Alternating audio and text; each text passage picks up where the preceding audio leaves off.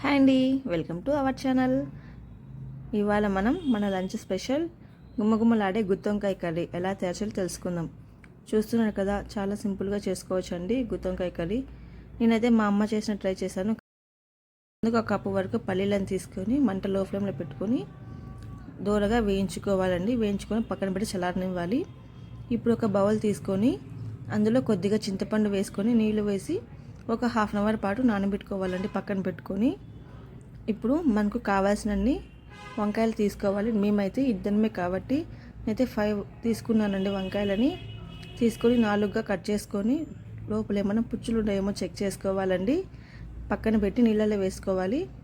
ఇప్పుడు మీడియం సైజులో 2 టమాటాలు తీసుకొని చిన్న చిన్న ముక్కలుగా కట్ చేసుకోవాలండి. మరీ పెద్దగా కాకుండా మరీ చిన్నగా కాకుండా చూస్తున్నారు కదా, ముక్కలుగా కట్ చేసుకొని వాటిని కూడా ఒక ప్లేట్లోకి తీసుకొని పక్కన పెట్టుకోవాలి.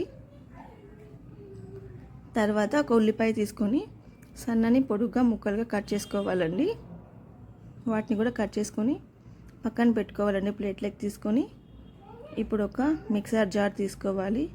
అందులో 4 లేదా 3 జీడిపప్పును తీసుకున్నానండి. 1 ఇంచు వరకు చెక్కను తీసుకున్నాను. అలాగే 2 లవంగాలను తీసుకొని ముందుగా మనం వేయించి చల్లారి పెట్టుకున్నటువంటి శనగ్గింజలు కూడా వేసుకొని 50 గ్రాముల వరకు ఎండు కొబ్బరి కూడా తీసుకొని మొత్తాన్ని పొడిలా చేసుకోవాలండి. తర్వాత మూత ఓపెన్ చేసి కొద్దిగా ధనియాల పొడి, అలాగే మీ కారానికి తగినంత కారం పొడి కూడా వేసుకోవాలి. తర్వాత ముందుగా మనం నానబెట్టినటువంటి చింతపండు అలాగే కొద్దిగా వాటర్ని కూడా యాడ్ చేసుకొని మెత్తని పేస్ట్ లాగా వేసుకోవాలండి. చూస్తున్నారు కదా, కొద్దిగానే వాటర్ వేసుకున్నాను. వీటన్నిటిని కలిపి మెత్తని పేస్ట్ లాగా చేసి పక్కన పెట్టుకోవాలి. ముందుగా మనం కట్ చేసుకున్నటువంటి వంకాయలలోకి ఈ మసాలా పేస్ట్ని కొద్ది మాత్రమే పెట్టుకోవాలండి. 4 వైపుల నుంచి. చూస్తున్నారు కదా, కొంచెం మాత్రమే పెట్టుకుంటున్నాను నేను. తర్వాత అన్నిటి కూడా అలాగే చేసుకోవాలి. ఇప్పుడు మనం ప్రాసెస్లోకి వెళ్ళిపోదామండి, వంట ప్రాసెస్లోకి. మీరు ఈ మసాలాని వంకాయలలో పెట్టుకోవచ్చు, లేదంటే ఒకేసారి డైరెక్ట్గా వంకాయలు వేగిన తర్వాత కర్రీలోనే వేసుకోవచ్చు అండి. ఇప్పుడు ముందుగా స్టవ్ వెలిగించి కుక్కర్ పెట్టుకోవాలండి. కుక్కర్ వేడిన తర్వాత తగినంత ఆయిల్ వేసుకోవాలి. ఈ కర్రీకి కొంచెం ఆయిల్ దండిగా ఉంటేనే బాగుంటుందండి.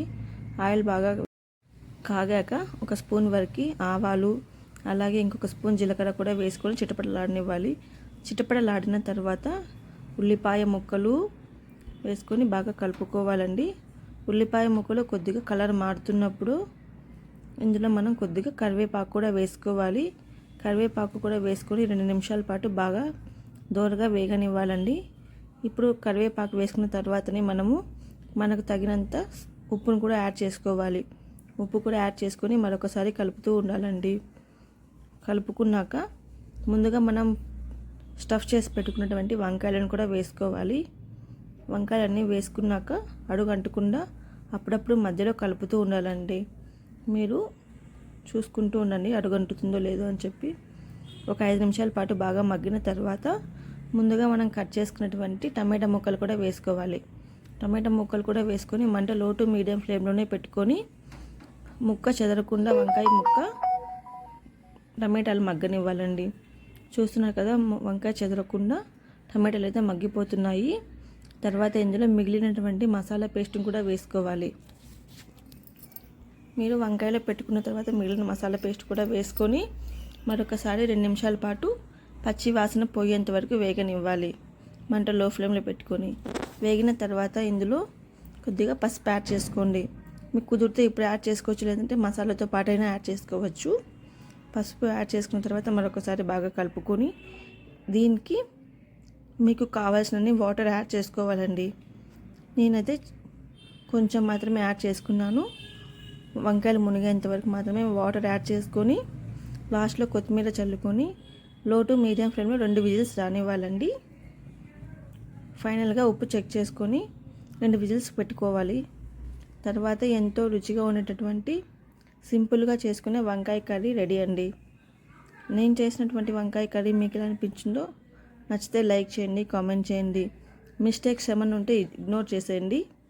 మీలో ఎవరైనా మన ఛానల్ కొత్తగా చూస్తున్నట్లయితే లైక్ చేయండి, షేర్ చేయండి, సబ్స్క్రైబ్ చేయండి.